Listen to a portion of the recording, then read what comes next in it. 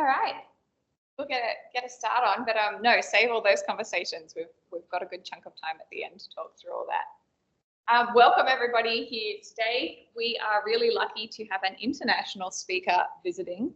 Before I get into what he's talking about and what we will be discussing today, I just want to quickly acknowledge country. So the University of Western Australia is situated on Noongar land, and the Noongar people here remain the spiritual and cultural custodians of this land. Now, Professor Jim from here on out, Kinsella, is actually visiting here from University College Dublin in Ireland. He is on his sabbatical. I've been lucky enough to have a quick chat with Jim, but I learnt a lot in that little chat. Jim is incredibly passionate about innovation on farm, about agricultural extension and translation of this research and innovation into farming. He's worked across a number of different countries, surprisingly, after a little bit of my own research, a number of African countries, and is also a farmer himself. So I imagine what we're going to be talking about today in agricultural extension comes from a very multifaceted perspective and a very interesting lens. That's the gist of it. I am not going to talk any further, but I will hand over to Jim. Great. Thanks, Kelsey. And I just want to start by acknowledging the fact that Thursday afternoon, 4 o'clock, is not an easy time for people to etch out your precious time in the middle of teaching semester in particular. So I really appreciate people coming and attending this event. Look, I'm going to share with you a story which is Irish-based, which recounts the journey we've been on in Ireland in terms of engaging a range of actors in putting in place postgraduate programs in agricultural extension. And I will talk about the importance of extension, which many of you are well aware of. So it's really the story of what we have done at University College Dublin, and in terms of maybe sharing with you not just that story, but also raising the question here in University of Western Australia of the extent to which extension is considered in programs, is being put in front of students as they work through the study programs, undergraduate and indeed postgraduate programs, and in many ways where extension and agricultural extension has become invisible, can it become visible again because of its importance? So that's the context to it. And I'm on my first time in Australia. I spent a little bit of time in Melbourne, and through Professor Martin was able to make links here, and hugely welcome. So particular thanks to Kelsey and Gustavo for the welcome that I've received, and indeed others. So look, I'm going to tell the story, and then hopefully we'll have some time if there's any questions that people have. As with Kelsey, I acknowledge the traditional owners of the land on which the event is taking place, and pay my respects to the elders past and present. I'm going to talk a little bit about my own university and school, because this is where the story is based. There's many actors, but the story is based in University College Dublin, and SAFS being the School of Agriculture and Food Science. Then we'll talk a little bit about what's the issue, what's the problem, so what? If extension has fallen off the radar, so what? Lots of things go and ebb and flow. Talk a little bit about the Irish system of extension, because in order to understand what we do, one needs to appreciate what's going on. Then talk a little bit about the postgraduate studies, which to us in University College Dublin is the response to rebuilding the capacity around extension in Ireland and elsewhere. And then look at the programs, and then some reflections and indeed possibilities, because I do think we should, those of us interested in extension should be collaborating globally. We shouldn't necessarily be seeing ourselves as competitors. University College Dublin, the largest university in Ireland, almost 40,000 students, and we call ourselves a global university, as is striking here as well, that students come from all over the world. We have 6 colleges, and the College of Health and Agricultural Sciences is where the School of Agriculture and Food Science is based. So that's broadly the superstructure, and that's Ireland on a sunny day. And I do feel very at home with my arrival today in almost an hour of soft rain. Okay, our undergraduate programs in University College Dublin, we have 13 undergraduate programs, 13 options, everything from systems, agricultural systems technology, to the environmental sciences, right down to horticulture and food science and human nutrition. It's a 4-year degree program, and we roughly have an intake of about 330, 340 students each year. Within Europe, we're recognized as being, one of the more innovative and more active and more out there universities in the agriculture sector. So we're active, we're visible, both within Europe and indeed globally, as I know our UWA. And we also place a high emphasis on issues around equality and diversity and inclusion, the EDI element of what we do as a university. And we're very proud within the School of Agriculture to have been awarded silver medal, and we're striving to go for the gold medal. We'll be the first within our university and one of the first on the island of Ireland to achieve that. So we place a very high emphasis on the experience of our students within the university, and in many ways the example that we attempt to set within the system. Postgraduate studies is where my story is going to lie. So the undergraduate programs are of the scale that I just explained. We have a lot of postgraduate taught programs. They're a very important part of our suite of activities within the university. We have about 400 students who are postgraduate students on these taught master's programs, and we have 200 graduate research students. So that's in terms of the school itself. And you can see from this column on the right-hand side, the range of postgraduate taught masters that we deliver. And the agricultural extension and innovation is the one that I'm going to particularly focus on. I want to talk about the period of disinterest, move away now from the university and the school and talk about agricultural extension, the poor relation. And I've deliberately chosen this bird here, and I'm not sure if anyone in the room is familiar with the corncrake. I'm not sure how unique it is to Ireland, but it's a bird which was very prominent in Ireland, along the major rivers and waterways, right up to the mid-70s, where modernized agriculture began to put pressure on its habitat, and it became almost extinct, almost in the same period as extension began to become, as I would say, almost extinct, almost invisible in that period, 85 to 2005. The 1980s and 90s, agricultural extension really started to fall off the agenda, and a lot of that was due to agricultural commodity prices globally getting cheaper and cheaper. Public funding to agriculture was reduced because they stood back and allowed the marketplace to deliver services more and more. So there's increased privatization. And the concept of transfer of technology really started to gain popularity with services where it was quite a simplistic, if we have the technology, it will be adopted. So there was quite a simplistic view of how technology or solutions within agriculture were transferred, and very little emphasis given to agricultural extension and indeed agricultural education in that period for almost 20 years.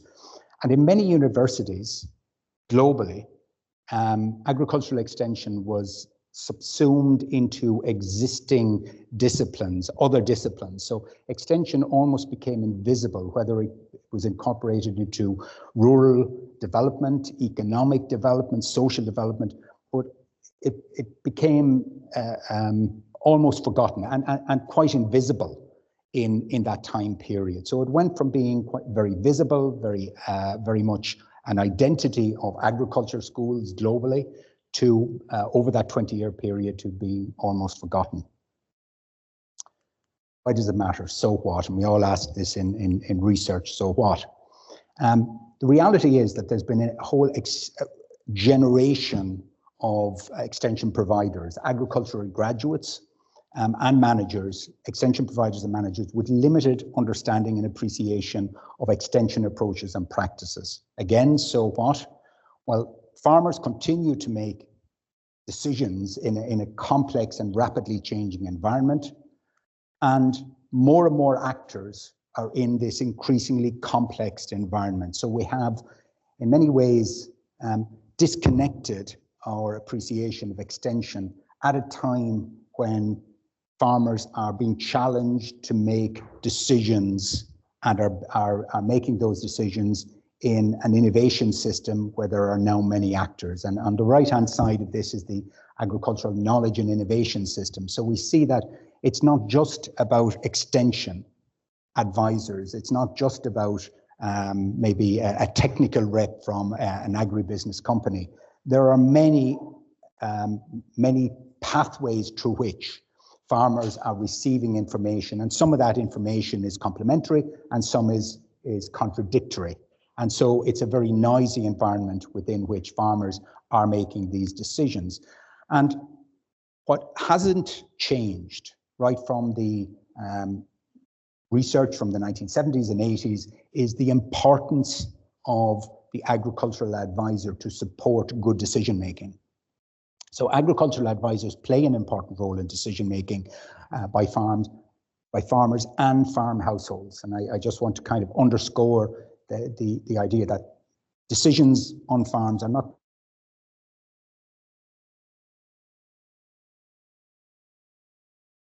generally are family related decisions, and that needs to be captured in our thinking about extension.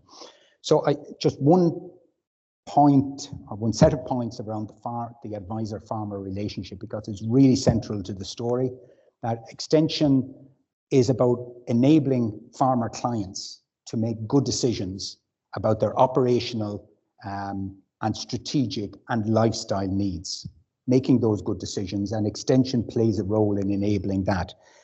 It also enables them to make farmer clients to make decisions that enhance the resilience of their farms. And I'm so struck here in Australia with the limited exposure I've had to farms, the resilience issue, the risk issue.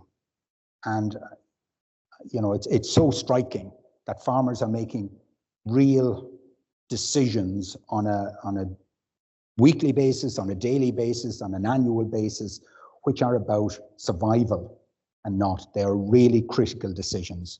So navigating risk is a contribution of extension.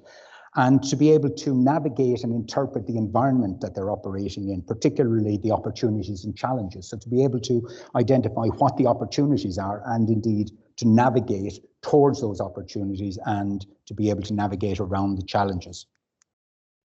And it's ultimately, which is the bottom line in extension as far as I'm concerned, that it should be contributing towards sustainable and viable livelihoods. Literature is supporting this gap which exists, this knowledge and competency gap. Amy Harder and our colleagues in Florida wrote about the core interpersonal and applied research skills are key for new entrants to extension and education services. So this was written in the context of reflecting on the gaps that were there, shift in understanding as to what constitutes good extension and education practices to support agricultural innovations from one-way to exchange models. So the game has shifted from the one-way linear transfer of technology to a much more engaged exchange model is where we're at now, and it's moving again onto a brokerage model. And many extension professionals entering the field without the appropriate functional competency. So it's increasingly recognized the competency gaps which are there from this lost generation. Again, I just want to put in a piece about Ireland, so I'm not going off script, and these are not slides from a different presentation. This is part of the story.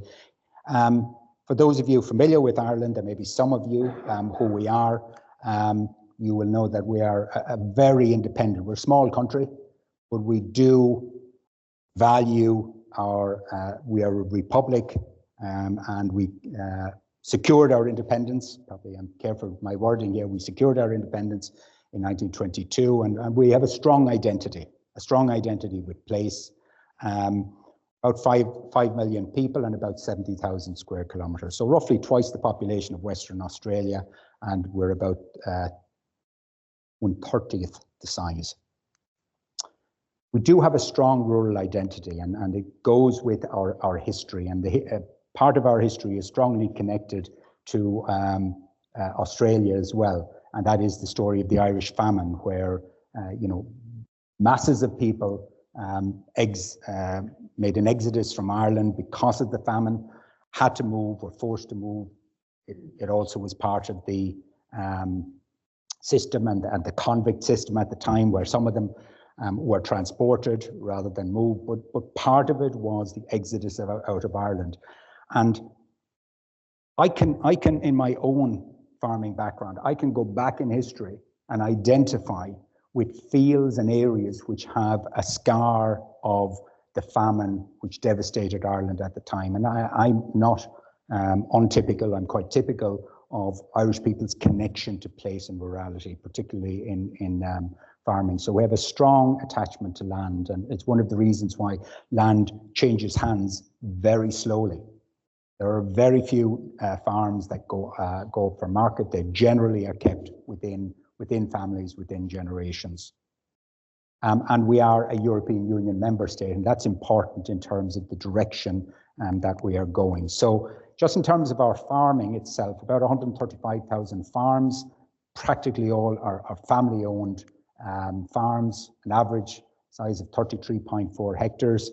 I was out with Professor Martin a few days ago, and standing in the middle of what he explained to me was a relatively modest farm of 1,600 hectares. So I can't really comment except to say that these are small, intensive farming systems in terms of what we have in Ireland. About 50% of farm households in Ireland, and this is the story, is how can people survive in farming? And a lot of, about half the people surviving in farming have off-farm income.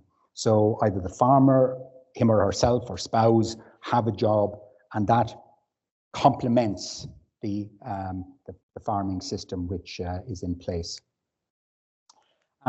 Mainly rain-fed systems, so beef, sheep, dairying, particularly beef production, but relatively small-scale beef production, and strong export connections. So we process and we export about 90% of our beef, sheep, and milk products. Right, now let's bring it to agricultural extension. So hopefully I haven't lost you in the telling of the story and the jumping from one to the other, but now we come back to what's the story of extension in Ireland.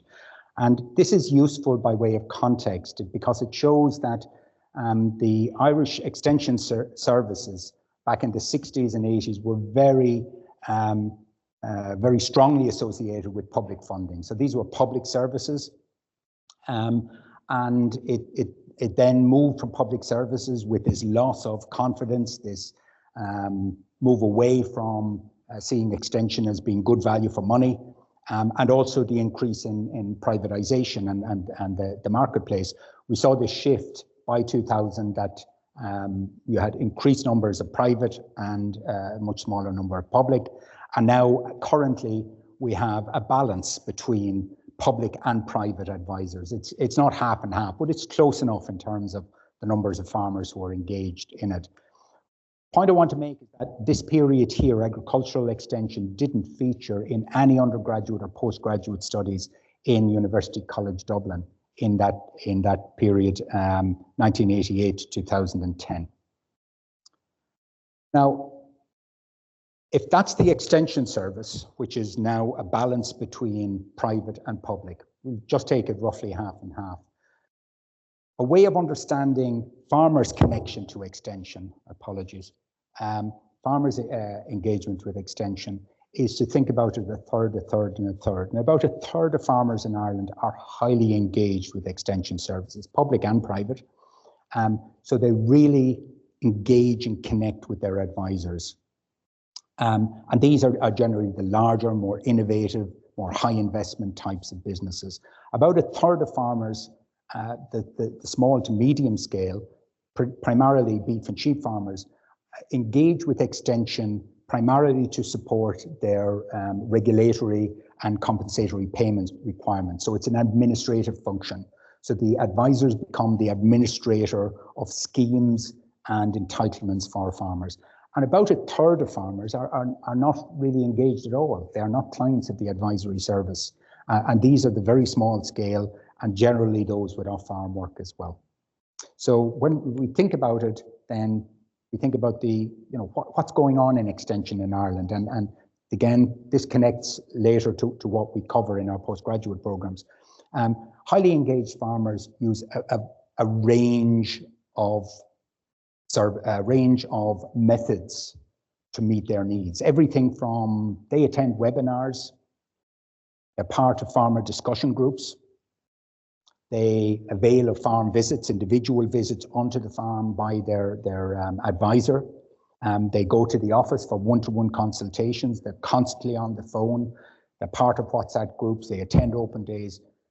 They take the whole package, these engaged farmers. And extension services are delivering these range of methods which farmers engage with and work in terms of getting the message across. The moderately engaged farmers, to a much lesser extent, engage in things like farmer discussion groups. They don't, not to any great extent, nor do they avail of farm visits. They are much more around an office consultation for administrative purposes. Yes, they get newsletters, some phone consultations, invitations to open days, but by and large, it's a much more passive type of interaction. And just to reflect on those two slides, that extension workers then working between both groups have, they change their approach depending on the client.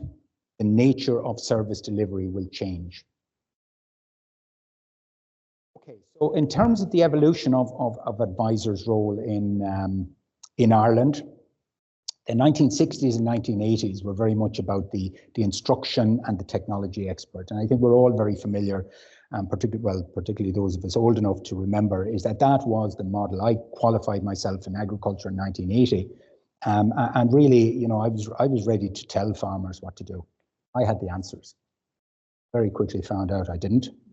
And I very quickly found out you don't tell farmers in the way that I thought that they needed to know. I'm a farmer myself, I should have known better. However, I learned the hard way and in some ways it worked.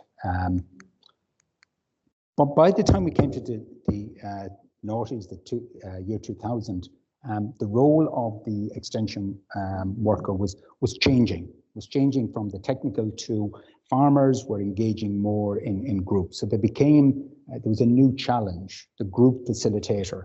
And the facilitation role is a very different role from a technical advisor. And currently, the challenge for advisors, and one of the new roles emerging, are these innovation groups, multi-stakeholder groups, and advisors being part of a team rather than being themselves the facilitator of a group of farmers. So all four roles currently coexist. Advisors are at times, they're almost educators, they're technical fixers, they're facilitators of groups, and they're part of multi-stakeholder initiatives, which are becoming increasingly important. And behind all this, there's a policy change in Ireland, and I just want to bring us back to the post-2005-6 era and responding to economic crisis and crash, which I know is a global phenomenon, but in Ireland it was particularly acute around the property sector, and Ireland's economic crisis meant that agriculture, which had been forgotten for so long on the agenda, despite the fact that we have substantial exports, it became the flavor of the day again. It became turned to indigenous industry and said, what can we do in agriculture to revive our failing and failed economy of the time? It framed a series of ambitious strategies for the sector, and there was a new interest in getting involved in extension and innovation systems.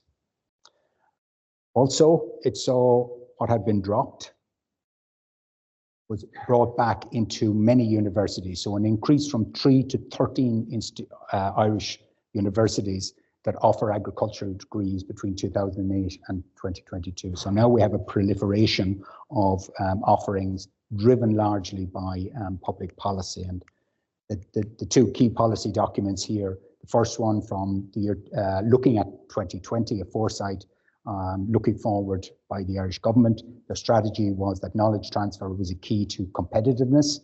And by the time we came to 2030, given the evolution of the challenges for knowledge transfer and extension, it was seen as key to delivering goals of a climate smart, environmentally sustainable way to achieve an innovative, competitive and resilient agri-food sector. So we can see that the public policy has shifted from just being about productivity and farm competitiveness to be much more positioned within the challenges that agriculture is facing. So let's come to what we do in University College Dublin. And in the 1970s, we did have an agricultural extension program, and many of the managers of agricultural extension in the 70s and 80s came from that era of support, where there was a Thought Masters program in 1970, and it was supported by the Kellogg's Foundation, the US Foundation, which was investing in agricultural extension globally in terms of supporting the initiatives. So we had our agricultural extension masters. But just with the shift in time and with European policy focused on rural development, we dropped extension and we engaged in a master's in rural development. So our extension was subsumed into a rural development and sustainable agriculture discipline. The extension program, which I'm going to talk about, kicked off in 2010, and that was driven, again, coming back to the European policy and the importance of policy, as well as Irish government policy and its vision for 2020 and 2030. It created a new environment in which extension became something which was recognized as having a value. So with that, we set up an MSc program in agricultural innovation support, which I'll explain. And that runs to date since 2010. We also developed in about 2014 an MSc Thought program in agricultural extension and innovation, and then later a reflective practice, earlier a reflective practice master's and then a Thought master's. So the three I'm going to focus on, if you can stay with the storyline, we dropped extension, we re-engaged after a period of 20 years. And I'm going to tell you what we do in terms of these offerings. So the first postgraduate program we developed was not based around sitting down institutionally and thinking about policy shifts. It was much more about like-minded people. Somebody in a position where they could make things happen in the public service, Teagasc, which is the Irish state advisory and education and research agency, had enough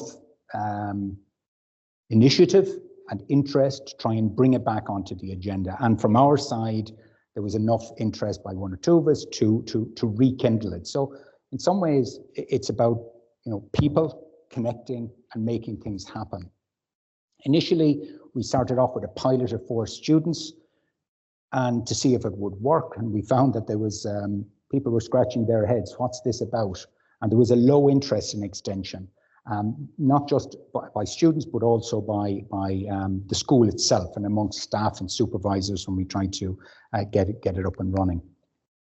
With the lessons learned from that first pilot of 4, we could see that there was a potential to make things happen, that this was going in the right direction. So we set out in 2011 with 10 students, and this is the basis for the program. So how it works, this program, which focuses on agricultural innovation support, it's a research master's, so most of the credits go on research program.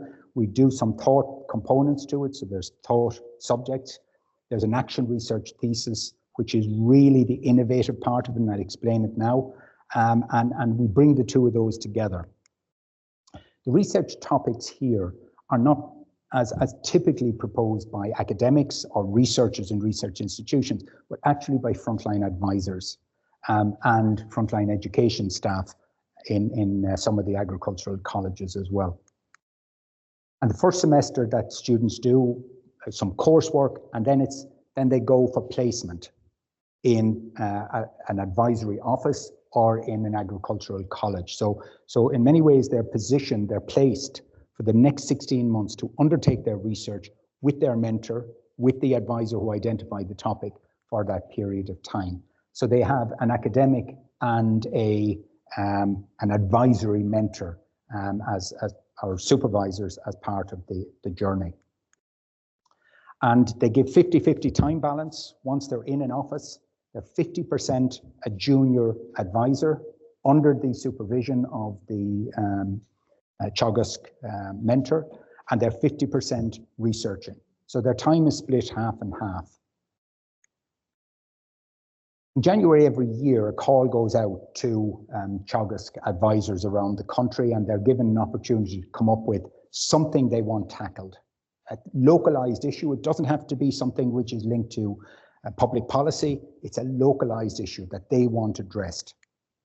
Teagasc staff are invited to submit their proposal.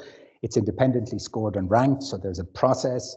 The top 10 or 15 topics are then advertised to potential students each year.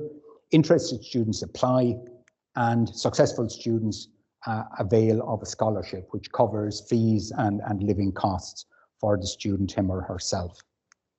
And some of the types of topics which come up, and these are some of the current topics, there's an understanding of the key actors in the farm support network for decisions regarding animal health. So we have an advisor who's working in animal health issues, particularly in the dairy sector, and he wants to understand what are the key actors, or who are the key actors who are involved in supporting decision-making around animal health for farms. So the student that he is working with is able to address that issue with that advisor in the background as their mentor. The others are just other examples. The second program we developed, so that's the research program. So 4 years later, we developed another program, again with Teagasc, and this one is based on reflective practice. It was established in 2014, and again, it was a joint UCD Teagasc development. So again, with the public agency, we developed this program. And this is based on some thought modules, some reflective practice modules where a student is in the field, learning and reflecting on those lessons, and then they do a minor thesis as well. It's over a 2-year period, and the structure of the program, from the start, they're based in an advisory office. So this program, unlike the research program, they are from the outset, they're involved with the mentor as a junior advisor, but also undertaking some reflective practice modules, some other modules, and then research. They're mentored by an experienced advisor, and the mentoring is a really important part of it. They combine distance and blended learning in the delivery of the modules, and assignments relate to work placement. So we have assignments like dealing with a difficult client, dealing with particular scenarios, challenges of group facilitation, challenges of working as a knowledge broker. Assignments relate to work placement and thesis topic, and an emphasis is on reflective practice and professional development. And these are some of the reflective practice modules which we've developed. So looking at themselves as the reflective agri-advisors, the advisors understanding themselves, their own character, their own learning and methods, the client relationships, working in groups, and agricultural extension, agricultural education. So these are all reflective practice modules, as well as some online additional modules that they do. So the focus is very much on that they're acting as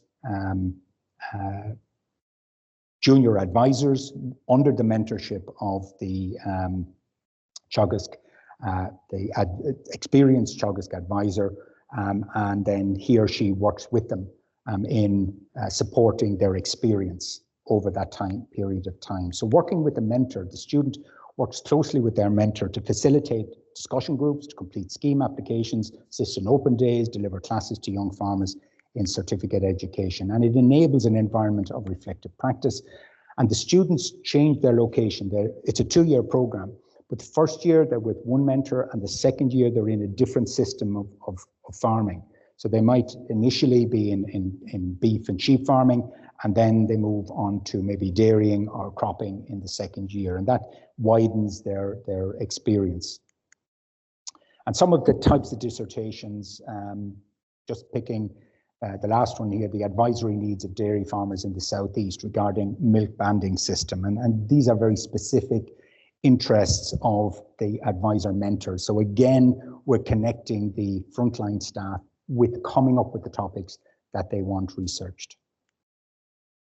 And the last type of postgraduate program we put in place was conscious of the fact that much of what we had been delivering was with Teagasc, the public agency. So we needed to engage with the private sector to a greater extent. And this Thought Masters, which has 60 credits of thought modules and 30 credits of a research action minor thesis, is the model that we use.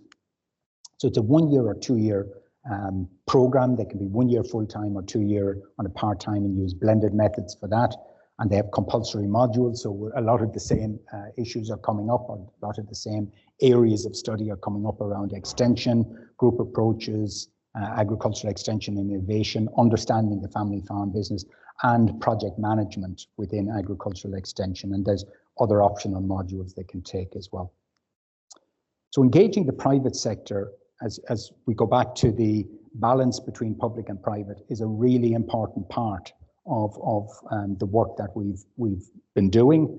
And it is now clearly, with their interest in engaging with graduates, with students initially, and then ultimately employing graduates from the programs, they have really shown an increasing interest and strong support. So Agricultural Consultants Association, which is the umbrella body for many of the sole traders or small partnership groups of private consultants, some of the bigger companies like FDC, Mokra Skillnet, which supports agricultural SME, small and medium enterprises. In the UK, they have no such program. So we've had the AHDB in the UK recruiting students to undertake research for them, and Microsoft Ireland with question around big data. So this program engages the private sector, and to again, some of the types of topics, and one which probably stands out here is the third one, an examination of the extent to which online auction software has affected trading in livestock markets in the region of County Galway. This was the livestock marts, which operate as a cooperative in the area, took on the student to undertake a piece of research they wanted done. So they have a high interest in coming up with issues and then having students undertake them and supporting the student through that work. Putting together and delivering curriculum, many in this room will be very familiar with the challenges of doing that, but an additional challenge of the nature of what we've done with our programs is the extent to which we engage with stakeholders, public and private. And so we run a roundtable for the programs every semester. So 3 times a year we have a roundtable event at which students will present their work and the mentors will attend. And many of the mentors do attend because they have a stake in this. So it's attended by students and their supervisors. Students present their work and other students act as critical friends. So it's a whole day event. The students present their work, they get commentary back from other supervisors, industry people, where it's the private sector, public agency Teagasc, where it's Teagasc programs, and the common issues of the program are discussed. And so this is really central to how we've evolved the program.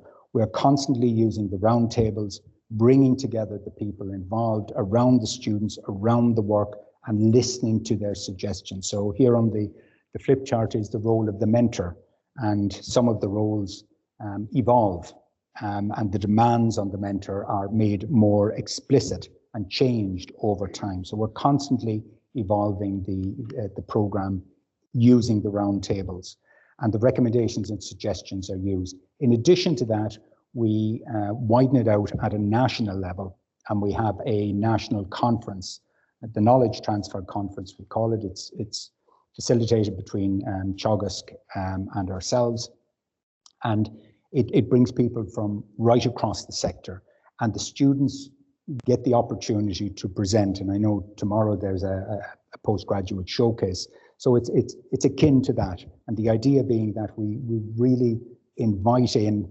and the connections we have made, and the students who have been involved bring with them their mentors, and it's generally oversubscribed, and it's a really worthwhile event. It elicits feedback from the stakeholders for annual conference. So just in terms of some numbers, the overall, we have graduated from the research MAIS program, the Masters in Agricultural Innovation Support. We've graduated about 97 students over the years, and we also have 5 PhDs which have emerged from that. So there's a pathway in which some of the MSc students can continue their work into a PhD program. So the bottom line is, over the 13 or 14 years of the program, actually over the 12 years of the program, we have a total of 102 researched issues for frontline advisory and education staff. And that's something which is, we really value. And these are some of the outputs which have emerged from those 102. And there's many, but these are some of maybe the highlight ones. A biosecurity on beef farms handbook was developed directly from the MIS study. A farm succession and transfer guide was developed, again directly from the research program. A facilitator's handbook for discussion groups was developed, and mapping biodiversity on dairy farms was developed. So these are real tangible tools which are used in extension as a consequence of the research undertaken. The MAI program, again on the numbers, a total intake of 275, a total graduates of almost 200 students. So when we go back to the student numbers, we can see that graduates between the MAIS and the MAI programs to date, almost 300 graduates have come through some form of postgraduate extension programs. And employment after graduation, many of just tracking the MAIS, the others are similar. Many of them stay in advisory roles. About 50% of the MAIS continue in advisory. Some go into education roles in agricultural colleges or in other colleges. Other roles which they undertake, research, policy, working with government, some Ministry of Agriculture. Most stay in the public system who come through this stream. And 74% reported the MAS was very important to securing their current role. So they do value it in terms of where they find themselves currently. Extension managers were asked, and these are the Teagasc managers, were asked to rate under certain areas of competence where they rated these students. So out of the 5 regional managers, out of a total of 12 regional managers nationally, around communication, facilitation, and teaching, 4 of the 5 felt that the students were stronger than other early career graduate advisors. So comparing like with like, there was a number of years in the system with the qualification of postgraduate qualification and those without it, that they felt that they were better. They also felt they were better on technical agriculture, and that required a little bit of teasing out A lot of it was to do with the relationship with the mentor, that the mentors were giving them greater confidence, greater exposure around, confidence around the technical part of agriculture, as well as contributing to their communication and other skills. Stronger on scheme administration, a lot of that being interpersonal communication with farmer clients, and management. So project management, a better understanding, a better organization of their work management as well. And many of them felt that this was an apprenticeship for advisors, which was valuable. Now, lest I not recognise that the progress we've managed to make in Ireland, and I do believe we've made progress in this area. First and foremost, I have some outstanding colleagues, and that makes the load a lot lighter. Over the years, the success of the postgraduate programs enabled the team to build. So currently we have 4 of us plus 2 postdocs working on agricultural extension as part of our brief. So it means that these programs have actually helped to build a resource in the university, which was in many ways lost at the time. In addition to that, it's important that we recognize that building relationships and maintaining relationships with stakeholders, particularly not just across disciplines within the university, which everyone in this room is well aware of and probably very good at, but also spending time in engagement with external stakeholders, the industry, agribusiness companies, private consultants, the public sector advisory service, other farm, agribusiness processors. There's a whole range of actors out there, and that takes time. So each of us actually, as part of our brief, dedicate time and follow up and make those calls and have those visits and make sure that, in terms of inviting them to the round table. So this is happening largely because of a very strong and positive relationship with stakeholders, which has been built over time. So some last thoughts I have, and I'll finish on this slide. The early years for us was that this was a real slow burn. Extension had been largely forgotten about and lost. The understanding and appreciation and recognition of it was lost. And it was difficult to get both support, institutional recognition within, but also outside. So we had very little. We were working really on a handful of people championing it to try and make it happen. The support of stakeholders ultimately was the key to building the additional resources and raising the profile. So that time spent in engaging and talking to and having students work with different stakeholders, absolutely central. It's the basis for growing the team, which we just talked about. And I suppose where we're at the moment is I'm standing here in University of Western Australia talking to you, and that's part of where we're at.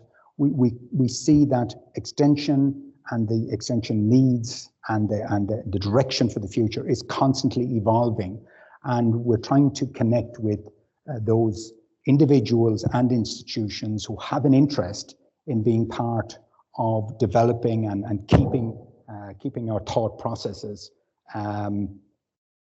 in line with the demands and the challenges of agriculture at the moment. And when I was with Graham the other day, I didn't take this picture, I'd taken it from somewhere else, but I was struck by just how different our two situations are. The top one is from the UCD Lyons farm. Maybe it's starting to green up now after the rain, but certainly it was similar to that. But while they're fundamentally different in scale and operation, farmers are farmers, and extension systems are around understanding behavioral change, understanding decision making, and supporting that process. So whether it's in Western Australia or whether it's in the west of Ireland, there's a lot of commonalities and shared points. I'm going to leave it at that, Kelsey.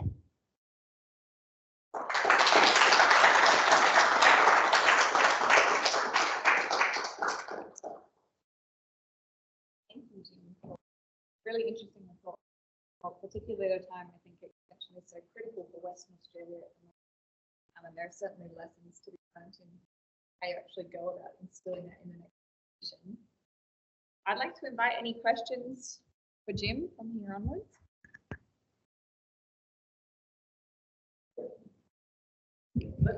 Okay. Oh, okay. I'll sing a song then. No, Jim, thanks very much. And my question sort of, I'm trying to get a sense of what the mentors and the stakeholders who got engaged and then become part of this training program, other than just seeing the change in perhaps the people they employ, as you had your table there. What did they learn? What did they learn from that? And I'm assuming that's a positive experience as well, but we've got some key people in the audience here as well about what it was that they took out of that. Was it interactions that they would not otherwise have had? I'm not sure. Yeah. Can I deal with that, Kelsey? No. Yeah, thanks, Phil, because that's a really good observation. The stakeholders engaging in these programs, there are a number of benefits. The immediate benefit being the piece of research they want looked at. That's a consultancy, one could argue, but it's done with an academic support with it. Second is about future recruitment. So I take you on, you do my piece of research, and it's really, I put you in the shop window, I can stress test you, and I know whether it's worth holding on to you or not. Take those two aside. The key to this one is the round tables, where you bring them together. And here you potentially have an environment in which different stakeholders are listening to topics which mightn't be directly their topic, but is of interest to them, is of relevance to them. So that in itself has been, if I say unforeseen benefit, it might be the most honest way of putting it forward, but certainly it's been a very striking benefit that the stakeholders, public and private, really value the opportunity to be part of that roundtable discussion. Now, we generally, while we have a whole day, people pop in and out, and we generally hold them outside of Dublin, keep them, as close to areas which are easily accessed by the stakeholders. So, everything is done to facilitate it. Personal contact is made. The student who is working at it is encouraged to try and bring their mentor with them. And we've just seen initially, maybe it wasn't as successful as we would have liked, but it over time, it's now become almost, a staple for someone buying into it. And we find that stakeholders stay year on year. So one student is completed their 2-year program, they're really keen to have another student to go with it again. Now, it's not 100% in terms of experiences, but it's damn nearly 100%. It's been extraordinarily successful from that point of view. So stakeholders do get a number of benefits besides the very obvious ones. Yeah.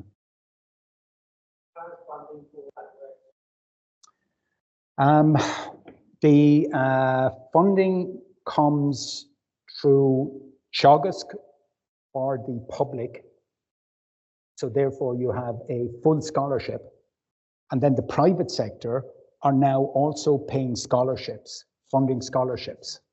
So fees and stipend are contributed. So, industry is buying into it, because they see the dividends. Teagasc have bought into it since 2010, and a full scholarship. So that's That's basically how it's funded. So, you know, we have enough students coming into the system to justify recruitment, to justify the cost of running the events, including the national event we co-hosted with Teagasc. And so, you know, it does generate resources once people begin to see the benefit and buy into it that way.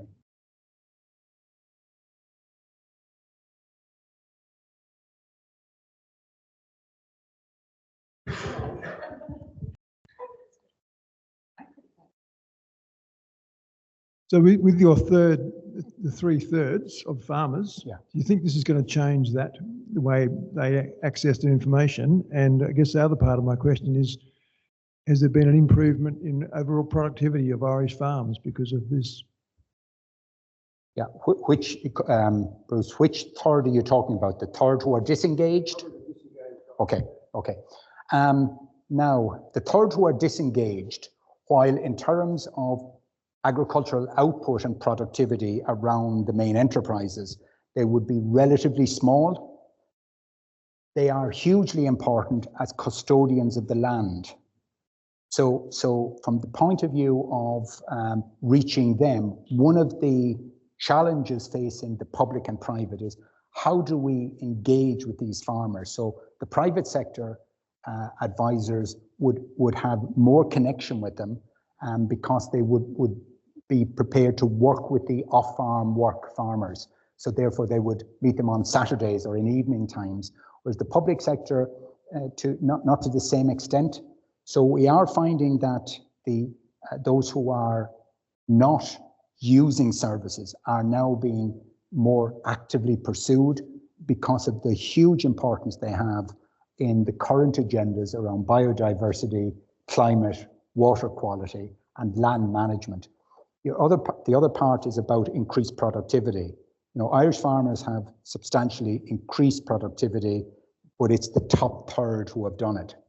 They are the gold star productivity increased farmers, but they are the ones who have some of the biggest challenges around climate smart farming, around intensity of farming, around water quality, around biodiversity. So, you know, the challenges they face aren't necessarily about driving productivity, it's about balancing productivity with some of the public sector priorities.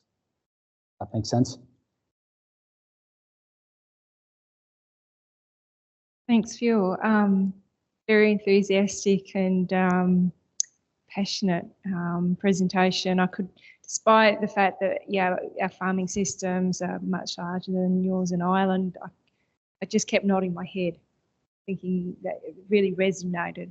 It would be fantastic if we could get something like this up and running here at UWA as well. I think, you know, we're also equally as passionate about agriculture.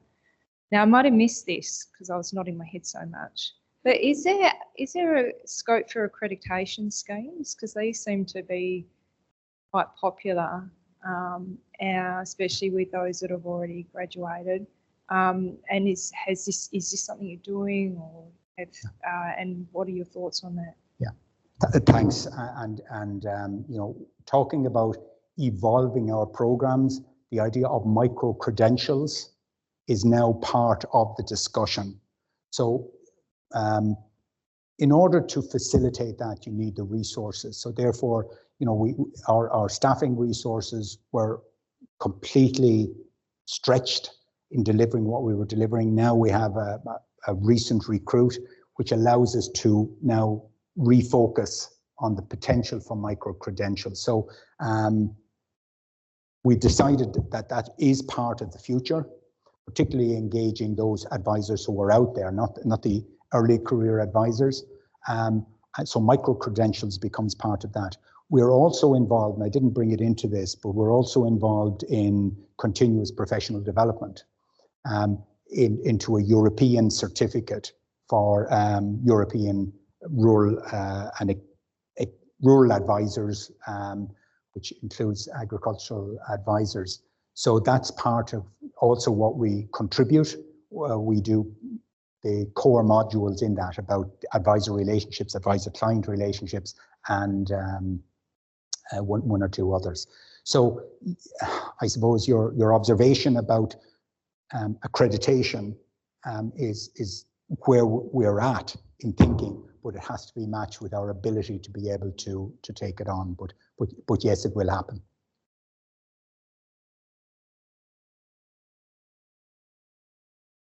So you're saying some of the roles that advisors are doing, and obviously people coming through this sort of a system, do you see that a lot of it is being taken up by that regulatory, or so how to access funding, and the need for more and more of that has been a key driver in your environment? Has it been a key driver? It's certainly becoming a bigger part of the role of advisory services because of the increase in emphasis on public goods. So we're talking about the natural environment. We're talking about the climate-related commodities. But it's not a displacement. I mean, productivity is still, I mean, advisors will still go to farmers who want to enhance productivity, who want to do it, but balance it with the limitations of the regulatory environment that they're working in. And so that's where the challenges of extension comes, getting the balance right, meeting both the productivity advisory needs, but also being so up to speed on the changing policy environment, not just the limitations, but the opportunities that can go with it, and being able to bring that into the farm conversation, either in a group discussion or in a situation where an individual farmer is, wants to focus on a particular issue on their farm, and to consequently that can be part of the discussion. So it's about getting the balance right, but your observation about the increase in public goods and public policy and that being a purpose of extension, both public and private. It's not just the mandate of the public. The private sector advisors are also bringing those messages to farmers. So it's it's all advisors are facing this situation. Sorry. Yeah, it's Colin Rose. I'm from Plant Farm. We sit in the group of the private consultants, advisors. Yeah. Quite fascinated with some of the stats and numbers that you brought up. To see that growth pattern from very little of private advice and now through to equaling the amount of, and probably on a spiral upwards from there. Where do you see the pattern going from there? Do you see that the public will gradually die down to a certain level and private is sort of really on the rise and will keep going that way? And what's been the cause of that sort of real take up of the private advice? Okay. I'll answer the last part first. Why the shift? Why the increase? A lot of it is driven by the withdrawal of public expenditure. So public money is withdrawing from agriculture, and you saw a nosedive from 600 advisors down to 300, down to 250. And that gap was filled by the private sector. So therefore, the marketplace filled that gap. First part of your question. Oh, sorry, the shift in numbers. Yeah. No.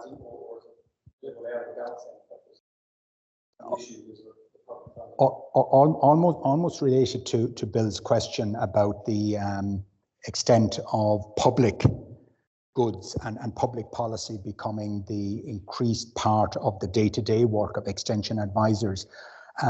The balance as it stands at the moment, almost half and half in terms of reaching farmers, is probably a healthy balance, because you have the public services with a very strong public mandate, and you have the private sector with a public mandate, but also quite a strong productivity mandate. So there's nothing to suggest that the private sector is going to displace the public sector. So I think where we're at the moment is quite effective in terms of farmers, because farmers have choice. In my area, I can look to the public or you can look to the private. And generally, what we pick, and as farmers, is who's the best advisor. And so it kind of doesn't really go much beyond that. Who's the best? And it's great to have that choice. And in terms of cost of services, they're very similar. The private sector has to be competitive with the public in order to generate a viable business. So it works out well for the farm at the current arrangement. I have two questions, hopefully short, brief.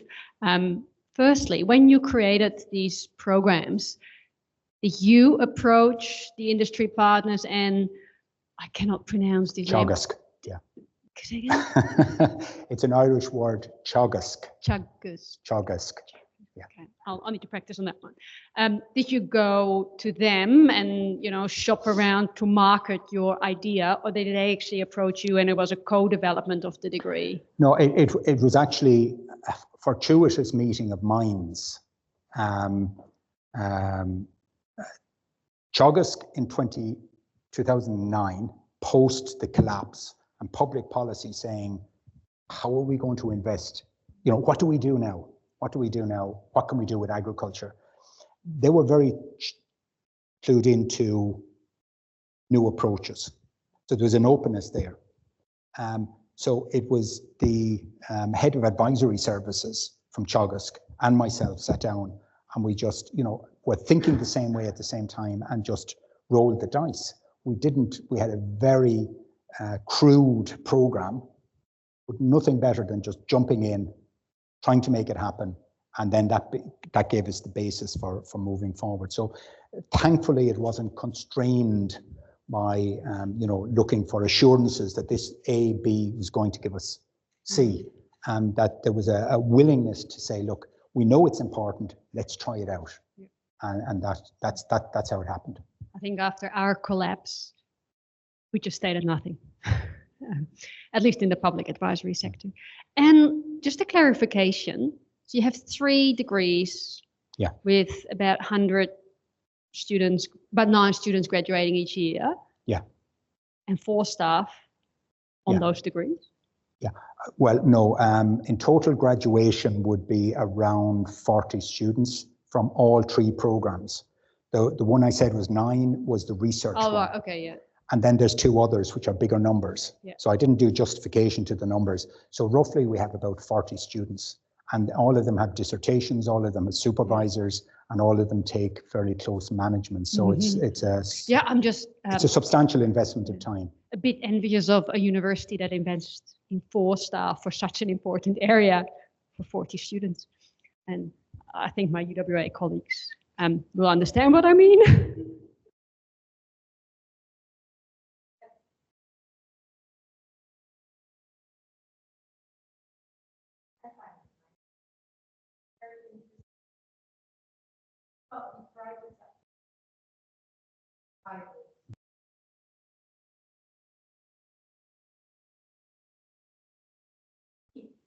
How could segregation so that mentioned being competitive advice given to the public? Is it on the same areas or was there some agreement about the areas of the effective?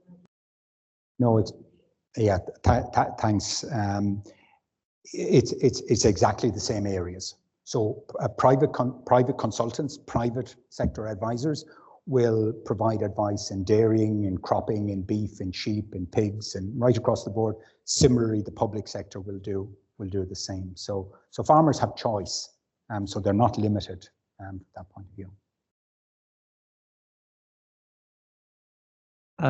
Jim, view on students in terms of their decision factors around completing a master's or not, like what's driving them into completing a master's rather than going straight out into work? Yeah. And I've got another one too. Okay. It's a very attractive way of familiarizing with the career. And so it's seen by final year students, not just in our college, but I mentioned there's 13 other institutions on the island. It's seen by them as a good way of establishing a career pathway. So it's almost like an apprenticeship where they can go in and try it and be mentored and have this safety net as an advisor, because the alternative is you're a hotshot graduate, you're recruited, and you're straight in from day one. So it's building up that mentoring component and the safety net for graduates. So it's very attractive to graduates. Does that answer the question? Yep, that does. And you talked about the outcomes for the public focus program, and then about the change to one that's more private focused. Yeah. Where have students landed post that? Like what? Yeah. Can you describe like the student outcomes from that private focused masters? Well, the student outcomes from the private focused. Or like in terms of where they ended up, you said 50% state and advisory for the. Sorry. Now, this is anecdotal rather than absolute, but I would probably comfortably say 3/4 of them stay in the advisory private sector. They stay in the sector. Now, they don't necessarily stay with the same consultancy group. They may move into some of the big agribusiness companies, and that's one of the areas in the private sector which sometimes is lost. It's not just about the sole trader or the small groups of consultants. They can taken up by some of the big agri-processors to be their advisors, whether it's around sustainability, whether it's around technical aspects of production. So the world is their oyster from that point of view. Jim, thank you very much for the seminar. It was great. Obviously gave us a lot to think. Coming from an educational institution, right? I feel that for our graduates, the most pivotal moment in their career is that first job. And I feel that the way that you designed this master's is a good way to give them this soft landing, right? Yeah. Coming from Australia, it's a country that is, believe it or not, there's a high degree of people that live in urban areas.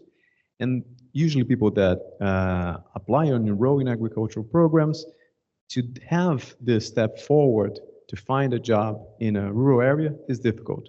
So can you comment a little bit on this transition and how your program assists with that?